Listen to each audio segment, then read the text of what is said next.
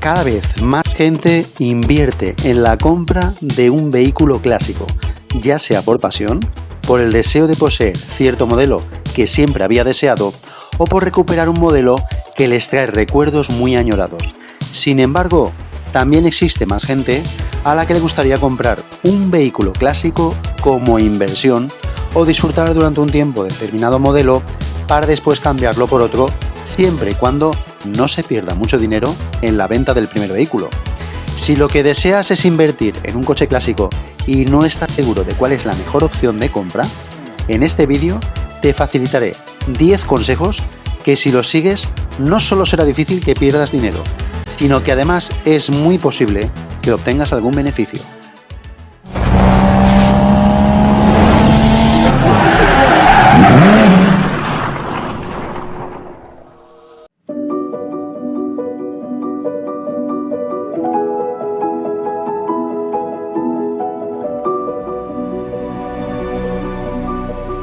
Si analizamos los últimos 10 años, e incluso me atrevería a decir menos, observaremos que los vehículos clásicos se han convertido en un valor en alza.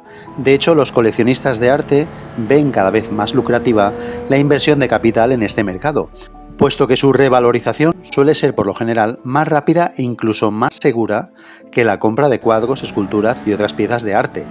Además, el sector de los coches clásicos es un sector más abierto y variado, razón por la que puedes encontrarte con alguna oportunidad interesante con mayor facilidad, así como tener más posibilidad de darle salida después. Pero, ¿qué coche puede convertirse en una buena oportunidad? Bueno, pues para resolver esta pregunta antes hay que valorar bien el mercado y conocer qué es aquello que menos se devalúa o qué modelos pueden ser un potencial a corto o medio plazo pese a encontrarse a precios asequibles en la actualidad, ya que el mercado de clásicos en ocasiones puede resultar caprichoso, ya sea por tendencias, modas, famas que se generalizan sin sentido o simplemente porque gustan o desagradan a la mayoría. Para hacer una buena elección antes habría que tener claro qué tipo de coches son más propensos a devaluarse y cuáles pueden revalorizarse. Para ello, lo primero que habría que hacer es saber a partir de cuándo se considera un coche como clásico. Legalmente se considera como clásico un vehículo que supera los 30 años de antigüedad.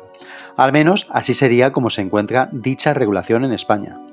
¿Significa que un coche cuando cumple los 30 años ya está catalogado como clásico? Pues no. Cuando un vehículo alcanza los 30 años, significa que a partir de ese momento cumple los requisitos legales para poder ser catalogado como vehículo histórico. Esto se traduce en un proceso legal en el que el vehículo termina matriculado como histórico, gozando de ciertos beneficios, como la exención del impuesto municipal de circulación, o descuentos en seguros para este tipo de coches debido a su escaso uso en carretera. Pero por el contrario, también cuenta con algunas restricciones, como la limitación de circulación del vehículo por según qué vías y en función de su velocidad punta, así como la restricción de circulación del mismo durante días laborales, salvo por fuerza mayor demostrable, como por ejemplo tener que llevar el coche a algún taller. Pese a superarse ese plazo de tiempo, existe mucha gente que posee coches de más de 30 años que prefiere no pasar por el proceso de tener que hacerlo histórico y así poder disfrutar del coche cuando les apetezca. De hecho, si lo que pretendemos es comprar un vehículo como inversión y estamos hablando de precios inferiores a 20.000 euros, que ya es cantidad de dinero, lo que realmente nos interesa es este tipo de coches, modelos que están a punto de explotar su valor. De modo que de no ser algo especialmente llamativo, lo ideal es concentrarse en coches de los 80, 90 e incluso de principios de los 2000.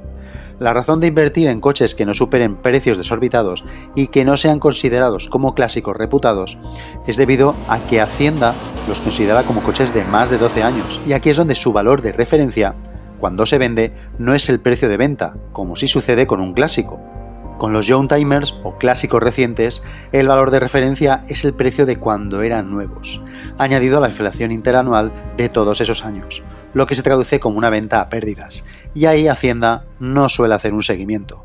A no ser que te dediques a comprar y vender vehículos clásicos cada mes o 2 meses, entonces ya estás actuando más como un compraventas que como particular, y ahí la cosa cambia bastante. Además, la revalorización de un coche como clásico es de 1 año para el siguiente como mínimo, por lo que esta práctica sería factible como una inversión a años vista. Sé que muchos se preguntarán cómo es posible obtener beneficios de un coche que por un lado no es tan clásico y por el contrario es demasiado viejo. Pero aunque pueda parecer difícil, existen situaciones en las que hay modelos que pueden sorprender por su revalorización mucho antes incluso de cumplir los 30 años de antigüedad. Está claro que lo que digo afecta a muy pocos coches, pero para explicar mejor lo que digo, no hay nada mejor que poner un ejemplo.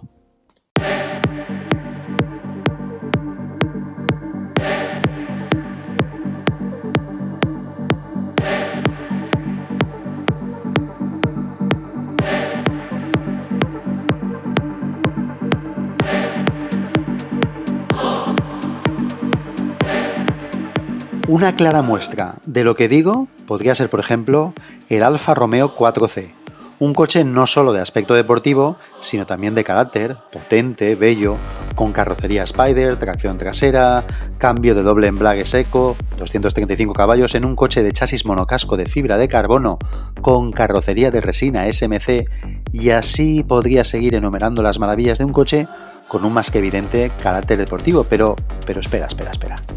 Sé que muchos estarán pensando que este no es un coche clásico, y efectivamente a día de hoy no lo es. El 4C comenzó a comercializarse en 2013 y su producción cesó en 2019.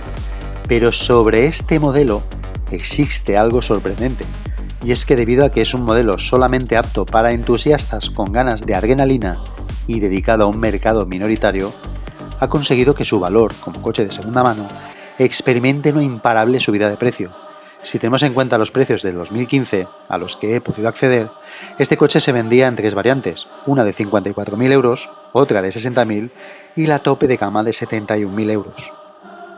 Actualmente su valor debería rondar entre el 50 y el 17% de su valor de compra inicial, dependiendo de si fuese del 2019 o ya de los primeros del 2013. Es decir, nos moveríamos en una horquilla de precios de entre los 10.000 euros y los 36.000. Sin embargo, si vemos los precios del 4C en webs de coches de segunda mano, nos sorprende su revalorización, rondando precios desde los 65.000 hasta los 106.000 euros. Y eso que todavía está lejos de ser un coche clásico, lo que se traduce en una más que evidente revalorización proveniente de un modelo que ni siquiera se le podría considerar como ya un timer, pero que a pesar de ello posee un gran reconocimiento entre los forofos de los coches deportivos y más aún entre aquellos que se sienten enamorados de la marca Alfa Romeo. Sé que este ejemplo puede parecer un hecho inusual, pero existen también otros coches a los que le sucede lo que al 4C, aunque en menor medida. Evidentemente sus precios son más modestos, siendo modelos con más antigüedad en sus carrocerías y con menos potencia y facultades dinámicas que el 4C, pero en cambio poseen patrones de referencia que coinciden o se acercan al biplaza de la firma italiana. Para entender mejor qué modelo es más apropiado para invertir, explicaré qué referencias se deben seguir para conseguir un buen ejemplar.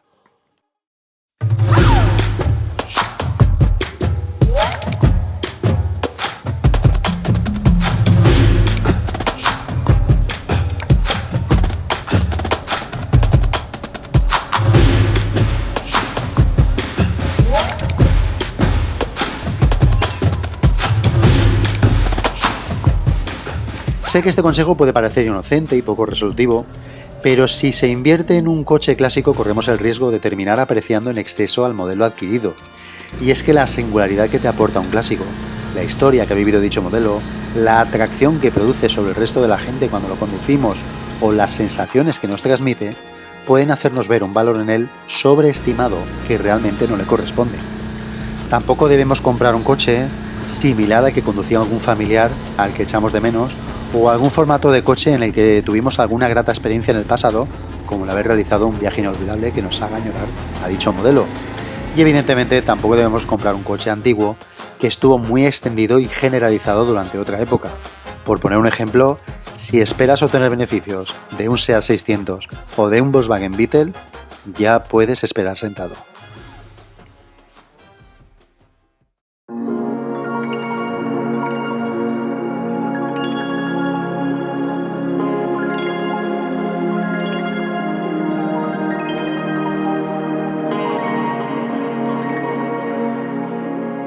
Creo que es evidente que los coches eléctricos y los híbridos son relativamente recientes como para generar opciones de compra como vehículos clásicos.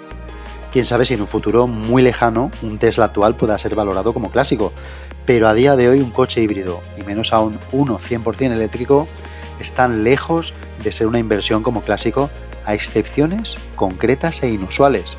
Una de esas rarezas podría ser el Karma, un coche de aspecto deportivo, a pesar de poseer una carrocería de 4 puertas, que se comercializó en un periodo breve entre el 2011 y el 2012. Pese a que la marca Fisker se inició en el mercado automotriz aproximadamente al mismo tiempo que Tesla en la producción de coches eléctricos, la marca de Henrik Fisker, antiguo responsable de diseño de Aston Martin, no tuvo la misma suerte que Tesla. El fabricante con sede en California vivió una cadena de altibajos, algunos de ellos los podríamos catalogar como de gafes o de casualidades poco afortunadas, ya que justo cuando la empresa solicitó financiación para comenzar su expansión hacia Estados Unidos y Europa, el huracán Sandy del 2012 provocó el incendio de 16 coches en el puerto de Nueva Jersey por los impactos de varias olas gigantes. Aunque ahí no acabó la historia. Otros 330 Karma resultaron destrozados por el huracán cuando se encontraban a punto de ser embarcados, y más tarde la empresa que fabricaba las baterías de este modelo, la A123 Systems, quebró en 2012, arrastrando al año siguiente a Fisker a la bancarrota.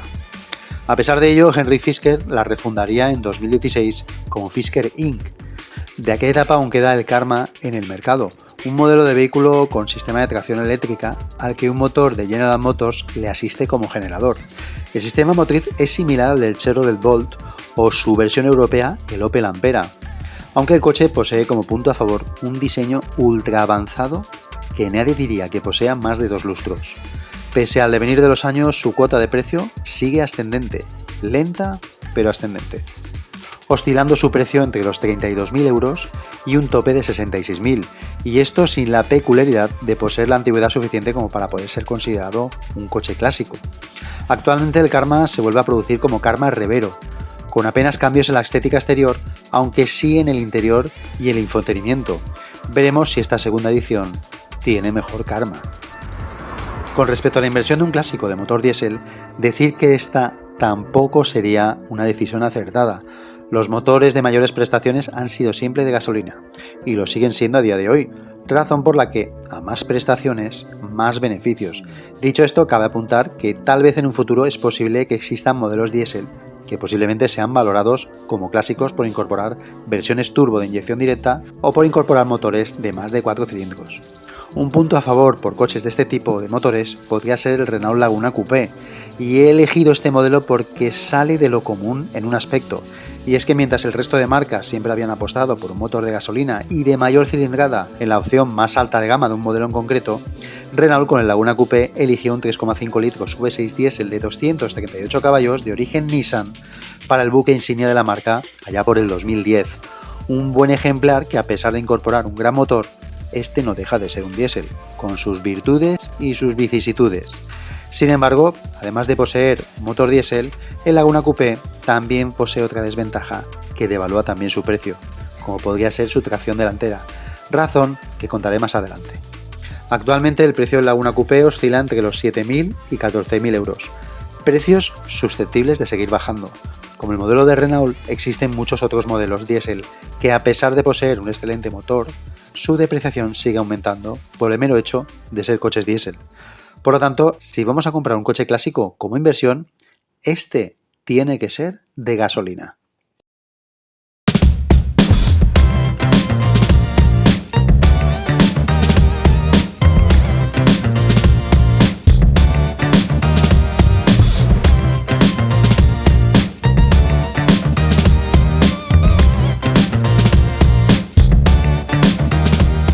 Carrocería coupé, berlina, cabrio o SUV. En este aspecto es más que obvio que las carrocerías SUV, que a día de hoy están tan extendidas como si de una plaga se tratase, son las que jamás debemos optar por ellas.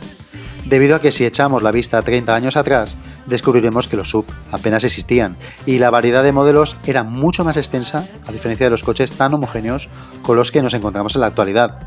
Quién sabe si en el futuro exista algún modelo SUV que pueda convertirse en una buena inversión, pero a día de hoy un clásico SUV ni por asomo. Por otro lado, si lo que estás pensando es en elegir una berlina, debes de saber que por lo general las berlinas son los coches que más rápido se devalúan y además con diferencia. Y hay que tener en cuenta que las berlinas son vehículos muy polivalentes, cómodos en autovías y viajes largos, elegantes y bastante versátiles como vehículo familiar. Por ello, lo más normal es que dicho formato de coche nos lo encontremos con una ingente cantidad de kilómetros a sus espaldas. Muy diferente de, por ejemplo, un biplaza que se utiliza para ciertas ocasiones como disfrutar al volante o incluso presumir. Y como ejemplo podría poner multitud de berlinas que están muy por debajo de su precio, incluso berlinas de 40 a 50 años que podrían cotizarse como clásicas, pero que apenas suben de valor. Modelos como el Audi A8, con motor V8 de 4,2 litros, o su hermano del grupo BAG, el Volkswagen Phaeton, el BMW Serie 7, también sería una de esas berlinas a las que su precio se ha devaluado una barbaridad. Incluso el exclusivo Lancia Tesis con su motor Gusso V6 lo puedes encontrar a un precio relativamente asequible, al igual que los Alfa Romeo 164 o 166, que equipan motores similares al del Tesis. Y si entramos en el mundillo de las marcas generalistas, la devaluación de berlinas es aún más triste. Y todo ello pese a que las berlinas son coches que generalmente suelen ir muy equipados de extras y con motorizaciones más elevadas debido a que su tamaño es superior al de coches compactos. Esto nos muestra una evidencia clara a la hora de elegir un coche clásico como inversión, y es que debemos evitar los modelos de 4 puertas, característica que se aleja de los coupés o coches de aspiraciones deportivas hacia un formato familiar que generalmente es más devaluado. Muchos pensarán que al decir esto me estoy equivocando porque existen excepciones palpables de coches muy revalorizados de 4 puertas, como podría ser uno de mis coches más admirados, que sería el Lancia Delta Integrale. Aunque no nos equivoquemos, este coche vale lo que vale porque nunca se fabricó una versión de 2 puertas, algo que si se hubiera hecho hubiera cambiado mucho la historia de este coche. Sin embargo, si alguien tiene dudas de lo que digo, ahora muestre con botón. Todo el mundo recordará el Ford Sierra Cosworth, un coche que se fabricó en 2 formatos, de 4 y 2 puertas. Y aquí tengo que reconocer que el 4 puertas se ha revalorizado una barbaridad, aunque cabe recordar que tiene claros puntos a favor, como la preparación de Cosworth, un excelente cambio manual y además un caramelo para los entusiastas de coches prestacionales, la tracción trasera. Sin embargo, si nos vamos a su gemelo de 2 puertas, que en lo único que se diferencia es en convertir su carrocería en una coupé, el precio se duplica e incluso se triplica en algunos ejemplares. De todos modos, y retomando el tema de las berlinas, pese a que suelen devaluarse con facilidad, tengo que admitir que existe una excepción que no quiero pasar por alto. Me refiero al Lancia Thema 832, una berlina que incorpora en su vano motor un V8 de Ferrari. Puede que muchos piensen que es evidente que por llevar un motor Ferrari este coche esté sobrevalorado, que efectivamente lo está. Pero si rascamos años atrás, descubriremos que allá por el 2017 y 2018, y lo recuerdo perfectamente, este coche lo he llegado a encontrar por 3.000 euros y no hablo de un ejemplar únicamente, sino de varios. Sin embargo, para sorpresa de muchos, es una rara avis de tracción delantera que ronda precios en la actualidad a partir de los 20.000 euros. Evidentemente, si el tema no llevase un motor Ferrari, el coche se encontraría en precios irrisorios. Pero, ¿qué hay de los descapotables? Se supone que los cabrios son más caros. Pues como inversión, ya te puedo decir que si inviertes en un descapotable, y esto me refiero a un John Timer, terminarás perdiendo dinero, sobre todo si es un cabrio de 4 plazas. Los descapotables, aunque muchos de ellos suelen llevar motores potentes y se vean exclusivos, lo cierto es que la mayoría de los casos no suelen llevar la motorización más potente de la gama. Y es que generalmente, aunque un modelo descapotable se fabrique tomando como base la versión coupé del mismo, la idea de disfrutar de un techo abatible tiene sus desventajas dinámicas. Una de ellas es la acusada torsión a la que se somete la carrocería ante la pérdida de rigidez estructural, lo que provoca que el chasis tenga que ser reforzado, y esto se traduce en más sobrepeso. Además, cuando el techo abatible se pliega, hace que el peso de este se concentre en la zaga del coche, lo que aumenta el momento polar de inercia sobre el eje trasero, aumentando también la ineficacia aerodinámica, razón que facilita el sobreviraje. Además, dicha ineficacia aerodinámica aumenta el coeficiente CX, motivo que también va en contra del dinamismo del coche. Por otra parte, los descapotables clásicos con techo de lona suelen acusar los años de sol y desgaste en la capota, con lo cual será muy probable encontrarnos ante la sorpresa de tener que restaurarla, y ese no es un gasto barato. Evidentemente pueden haber excepciones, pero suele ser muy generalizado que los vehículos cabrio se encuentren más baratos que las versiones deportivas de 2 puertas. Y para dejar claro lo que estoy diciendo, pondré unos ejemplos.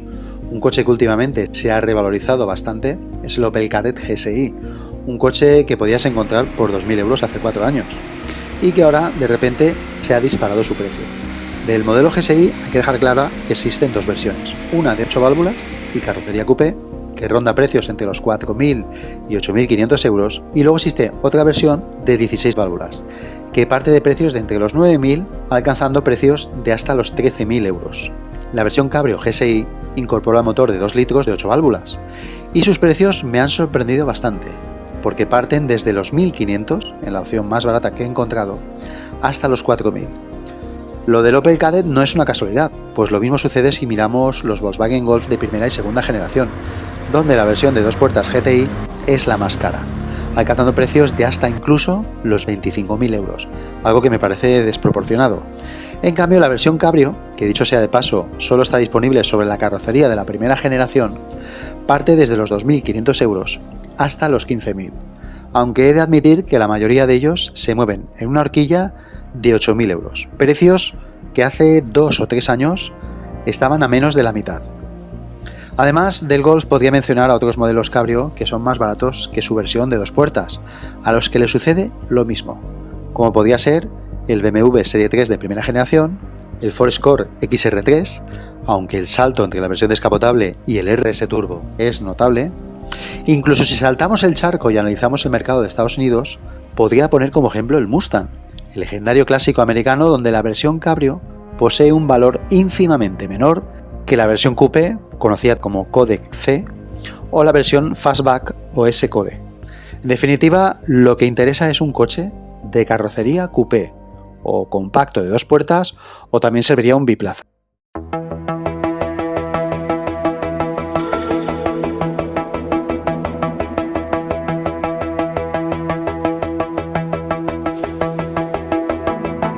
Como bien había dicho antes, el motor debe de ser de gasolina, pero además, dentro de lo que son todas las diferentes partes del coche, esta quizás sea una de las más importantes, por no decir la que más.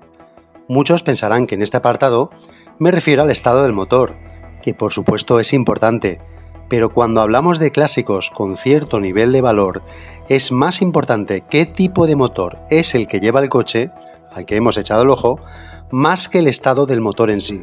Evidentemente, lo más lógico es que si hemos fijado nuestra atención sobre un determinado modelo, este sea el de motorización más potente de toda la gama que en su momento se fabricaba. Y si además no se vendieron muchos ejemplares de dicho modelo y con dicho propulsor, ya tenemos un candidato. Para explicar mejor lo que digo, voy a irme a un modelo en concreto que conozco muy bien y al que en ocasiones he hecho cierto seguimiento y que para muchos es un coche olvidado y muy devaluado, aunque en realidad algunos ejemplares pueden esconder un as bajo su vano motor.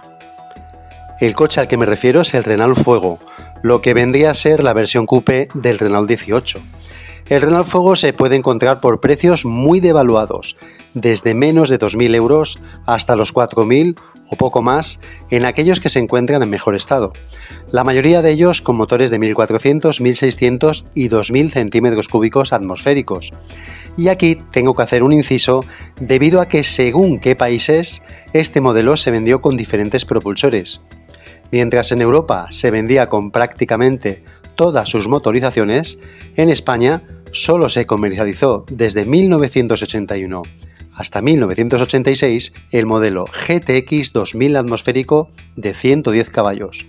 Algo similar a España le sucedió a Venezuela, donde solo se comercializaba también la versión GTX de 2000 centímetros cúbicos. Sin embargo, uno de los países donde más triunfó este coche fue en Argentina, donde además se fabricaba en una de las filiales de la firma francesa en dicho país, y allí la aceptación del Renault Fuego hizo que dicho modelo se comercializase desde 1982 hasta 1992.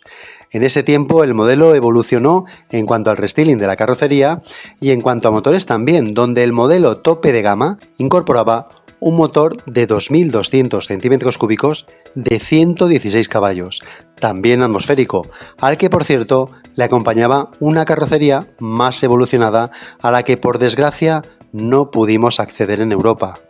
Pese a la estética tan vanguardista del fuego, ninguno de estos modelos tuvo particularidades especiales en sus propulsores que les hiciesen especiales, a excepción de uno de ellos, el cual tuvo un poco más de azúcar. Muchos pensarán que el modelo más valorado sea el 2200 de 116 caballos, pero lo cierto es que había un candidato mejor valorado y más potente, pese a poseer una cilindrada menor. Esta sería la suerte que correría el motor 1600 del Renault Fuego, al que los franceses habían decidido instalarle un turbocompresor que estiraba su potencia hasta los 132 caballos de la época. Y aunque el Renault Fuego era un coche más tosco en cuanto a su peso y tamaño con respecto a otros modelos turbo de Renault como el Renault 11 o el famoso Renault 5 Turbo, el Renault Fuego Turbo fue una edición que se vendió relativamente poco, de la que han sobrevivido pocos ejemplares y que gracias a esa exclusividad su precio a día de hoy ronda los 20.000 euros. De modo que si quieres invertir en un clásico, esto nos da una idea de lo importante que es elegir el modelo más alto de la gama.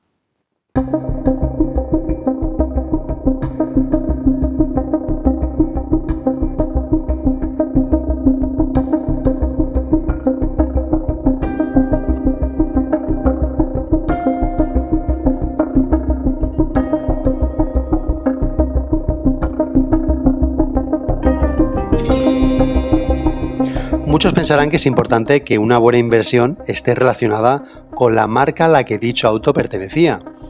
Y creo que eso es algo prácticamente insignificante y de poca relevancia, sobre todo cuando vamos a intentar obtener un modelo de coche que se mueve en precios más racionales.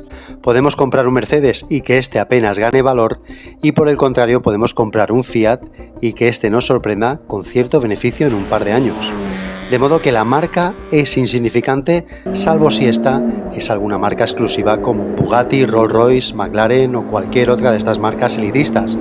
Pero los coches de esas marcas poseen precios solamente alcanzables para algunos mortales, y siendo realistas, el análisis de este vídeo va enfocado a coches más modestos, aunque sin perder el encanto que envuelve a un clásico.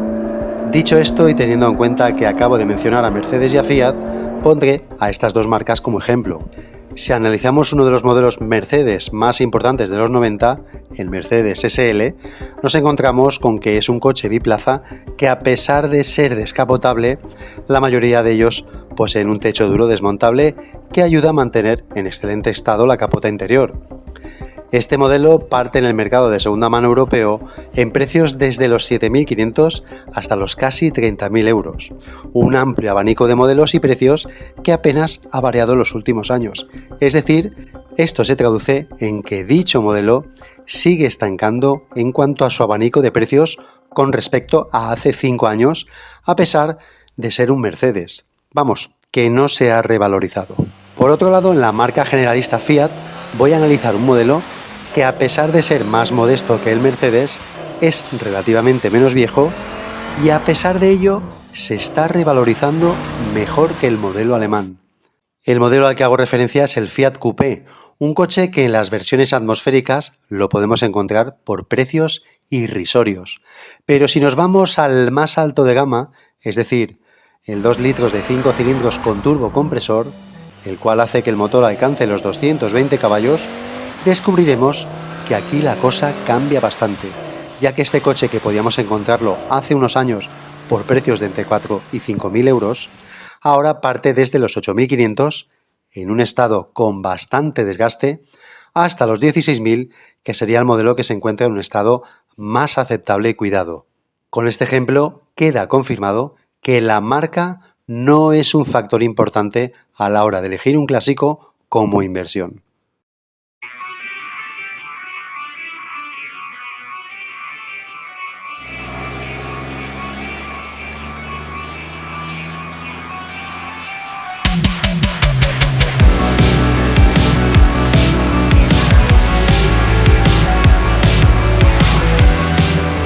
Generalmente, cuando compramos un coche nuevo de gasoil o gasolina, existe la posibilidad de elegir un cambio manual o automático, Y es que por contradictorio que pueda parecer y por más que encarezca el valor de un coche, la idea de elegir un cambio automático en la compra de un coche nuevo, todo se vuelve del revés cuando elegimos un vehículo clásico, pues no debemos optar en ningún caso por un cambio automático, ya que este le resta valor. La razón de esta pérdida de valor es debido a que si el supuesto coche está concebido con una apariencia y carácter prestacional, un cambio automático le va a quitar emoción a su conducción, a excepción de aquellos coches que posean un cambio secuencial con levas, cosa que hace 30 años esta tecnología se encontraba en pañales. Por el contrario, si el cambio es manual, nos vamos a encontrar con menos problemas de mantenimiento y menos complicaciones para encontrar recambios. Mientras que por otra parte, la manera de conducir el coche, apurar las marchas, sentir cómo se revoluciona el motor, reducir en curvas, hacer un punta tacón y otras tantas peculiaridades se van a volver emocionantes cuando conduces un coche de cambio manual. Y esa es una grata sensación que convierte la conducción de un clásico en una grata experiencia. Como ejemplo de lo que estoy comentando, no hace falta rebuscar mucho. Si analizamos los Porsche 911 de los años 2000, el modelo también conocido como Porsche 996, descubriremos que los modelos más accesibles son aquellos que poseen cambio automático Tiptronic y se van encareciendo a medida que aparecen coches con cambio manual. Con lo cual, un vehículo con cambio manual está mucho más valorado.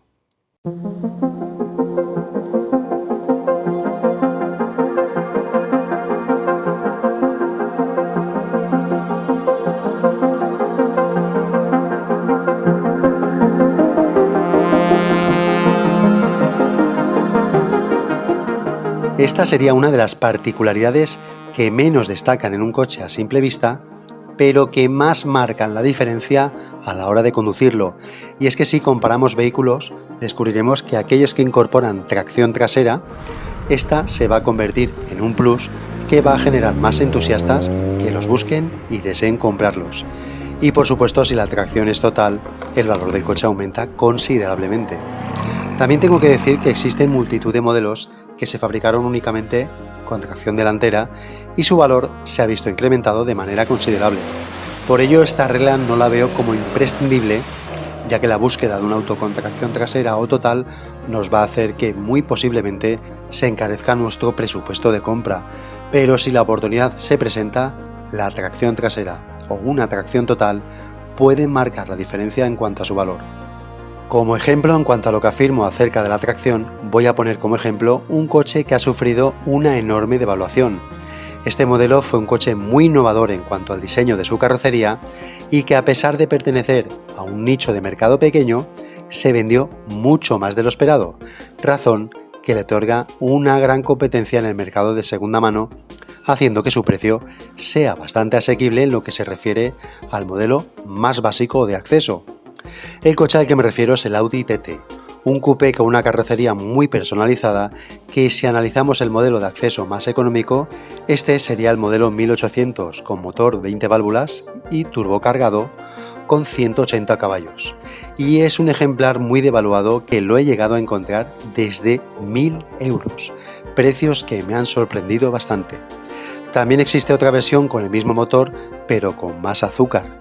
Un supercargador K04 más grande que el K03, un intercooler adicional en el lado izquierdo, unos pasadores de pistón 20 mm más largos, un tubo de escape doble y un colector de admisión con entrada en el lado del conductor, y así otros componentes internos más diseñados para adaptar el incremento de potencia hasta los 225 caballos.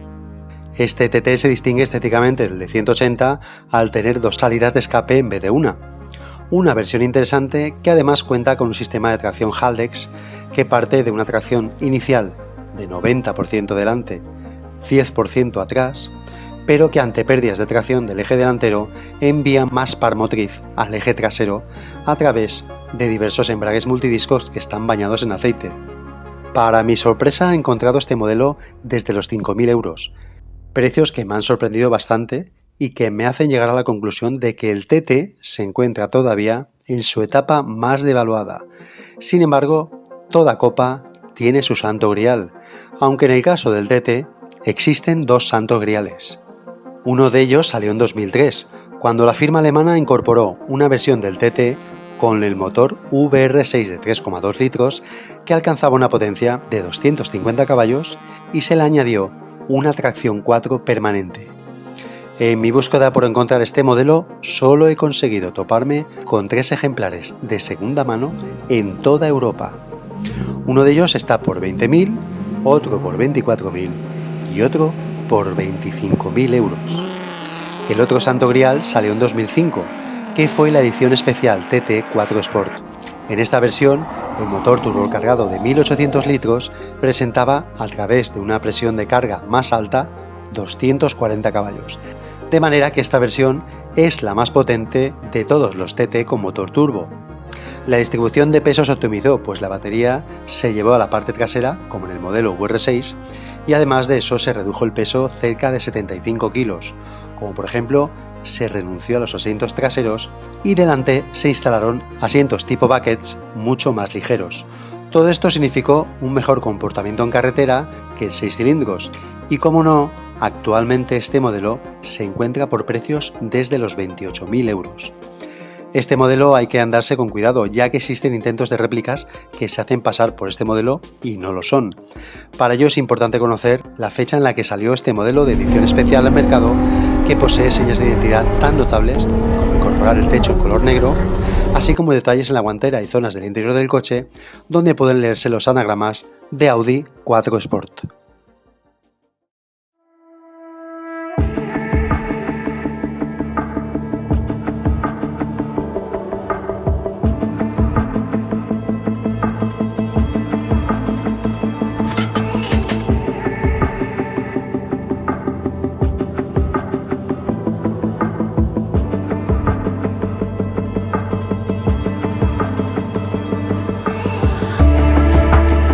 Este es uno de los apartados donde más nos jugamos y donde más sorpresas desagradables podemos encontrarnos.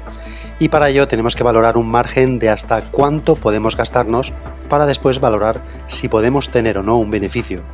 Evidentemente, si eres una persona con capacidades para la restauración y eres lo bastante atrevido como para reparar muchas de las posibles carencias del coche por ti mismo, significa que posees una gran ventaja. Por suerte, hay que reconocer que también existen multitud de tutoriales que pueden ayudarte a dar con una aceptable solución, pero existen ocasiones en las que nuestras capacidades pueden verse desbordadas. Debes de asimilar que aunque mucha gente le tiene un gran pánico al estado del motor o a aquellos componentes que son susceptibles de revisar y sustituir, por lo general se suelen encontrar recambios. Sin embargo, cuando nos salimos del motor hacia otras zonas del coche, la cosa cambia bastante. Una de esas zonas de riesgo es la carrocería, cuyo estado hay que evaluar bien. No basta con ver que se encuentra en un estado aceptable, hay que revisar todo rincón susceptible de tener óxido. Zonas como los pasos de ruedas, parte inferior de las torretas de suspensión, zona inferior de las puertas y sobre todo retirar las gomas del vierteaguas del maletero para ver si hay óxido, puesto que esa es una de las zonas más susceptibles de oxidarse y de la que apenas podemos darnos cuenta durante la compra. Y si te encuentras óxido, ya te puedes ir despidiendo del coche, porque reparar ese daño es uno de los costes más caros en una restauración. Evalúa bien el estado del tapizado, que tampoco es una reparación barata, y sobre todo examina bien la calidad de los revestimientos de las puertas, manetas, elevalunas, teclas, botones, pestillos y cualquier componente de plástico o resina, pues a veces encontrar una manivela de un elevalunas antiguo puede ser toda una tesis de investigación. Como ejemplo de este apartado diré que en una ocasión yo mismo estuve a punto de comprar un Fiat 130 Coupé, una auténtica joya de la automoción a la que estuve a punto de echarle el guante. Sin embargo, hubieron dos razones que me tiraron atrás a la hora de comprar aquel vehículo. Una de ellas fue la cantidad de óxido que me encontré en el vano motor. La otra fue encontrarme con varias piezas de los guarnecidos de las puertas y del salpicadero que faltaban o que estaban rotas. Pese a que he restaurado algún coche con óxido, sabía que encontrar aquellas piezas del interior me iba a costar hasta un viaje a Italia para poder conseguirlas, de modo que al final me abstuve en comprarlo. Además, era un coche con cambio automático y ese era un gran hándicap.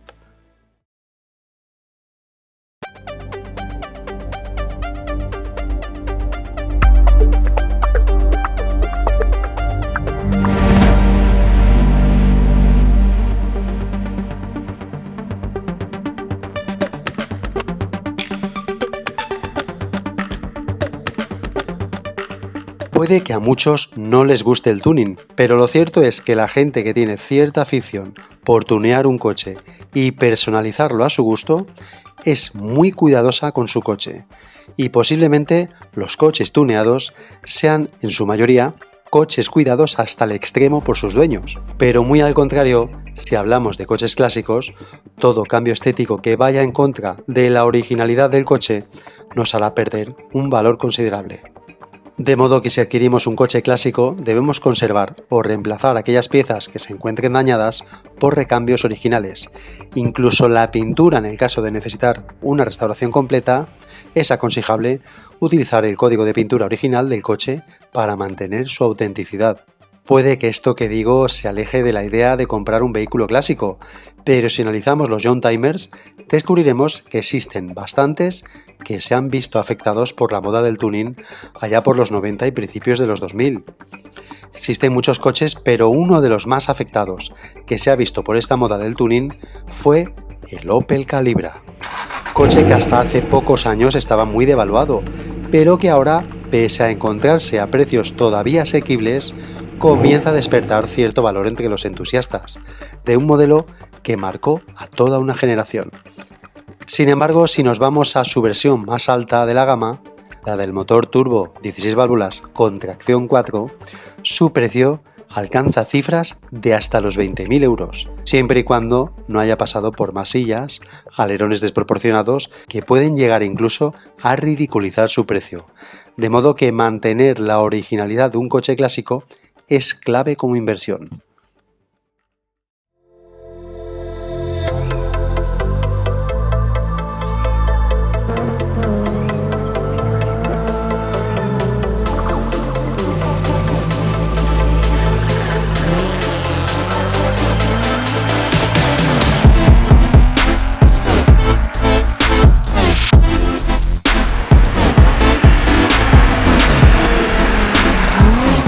Cuando elegimos un coche, toda aquella particularidad que le haga diferente de sus iguales y le confiera cierta exclusividad puede convertirse en un factor determinante que le haga pasar de poseer un bajo valor a ser un ejemplar muy valorado. Una de las mayores características en este apartado es el tren motriz que incorpore, ya que apostar por el modelo de más motor nos va a traer no solo más potencia y prestaciones, sino que además incorporará otros extras que en su momento iban incluidos en la versión más alta de la gama, como asientos deportivos, una suspensión reforzada y otros tantos extras. Por otro lado, existen coches que pertenecen a ediciones limitadas y aunque sus especificaciones técnicas apenas varían de modelos iguales, poseen ciertas características, ya sea en la carrocería o en el equipamiento interior, que les puede dar un valor añadido. Uno de esos modelos que quiero destacar en este apartado sería el Porsche 924 Martini Rossi Edition. Aunque el Porsche 924 es un olvidado con un gran potencial, y sé muy bien de lo que hablo porque yo mismo restauré uno, el 924 de acceso utiliza como tren motriz un 4 cilindros de origen Volkswagen Audi, el cual rendía una potencia de 125 caballos con una inyección Cayetronic. Allá por 1977, la marca de Stuttgart quiso hacer una versión especial de este modelo, fabricando 3.000 Porsche 924 de edición limitada bajo el patrocinio de Martini. Este formato de coche, bautizado como 924 Martini Rossi Edition, no era más que un coche blanco al que se le habían añadido en los laterales una franja a lo largo del coche con los colores de Martini y en el interior una moqueta roja, así como también en rojo el tapizado central de los asientos. Apenas unos cambios estéticos que en cuanto en todo lo demás era exactamente igual que el resto de Porsches 924.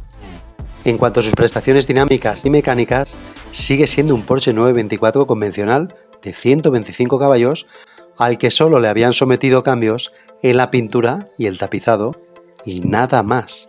Sin embargo, es un modelo muy buscado por coleccionistas y ahora su precio en la actualidad ronda los 15.000 euros, algo que apenas sugiere cambios sustanciosos con un 924 convencional, que parte de precios de entre los 2.800 hasta los 4.000 euros.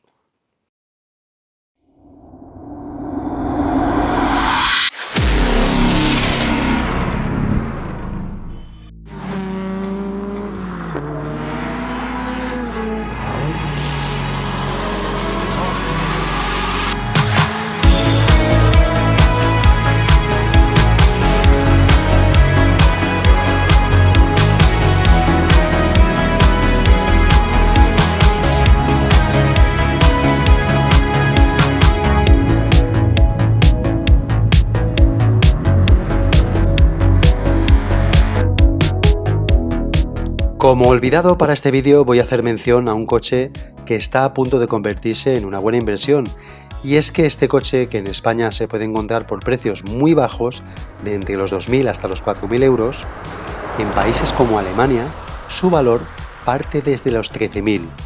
El modelo al que hago referencia es el Suzuki Swift 1300 GTI, un coche que se comercializó poco tiempo, entre 1989 y 1991, y aunque no fue un fuera de serie en cuanto a ventas, aquellos que aman los coches pequeños para disfrutar tramos de montaña tienen en la memoria a este modelo japonés. En su vano motor aloja un 1300 16 válvulas de 101 caballos, que puede no parecer mucho, pero gracias a sus escasos 785 kilos lo convierten en un auténtico pepino sobre ruedas. Además de su motor, los de Suzuki equiparon este coche con suspensiones independientes en ambos ejes, McPherson al frente y multibrazo atrás. Sin embargo, el Swift tenía un as oculto pese a su pequeño tamaño, pues acompañando a su precisa caja de cambios de 5 velocidades, había un diferencial autoblocante que le otorgaba un excelente manejo en curvas, un increíble extra con el que muchos de sus rivales no contaban. Seguramente este coche se convierta muy pronto en un valor a tener en cuenta.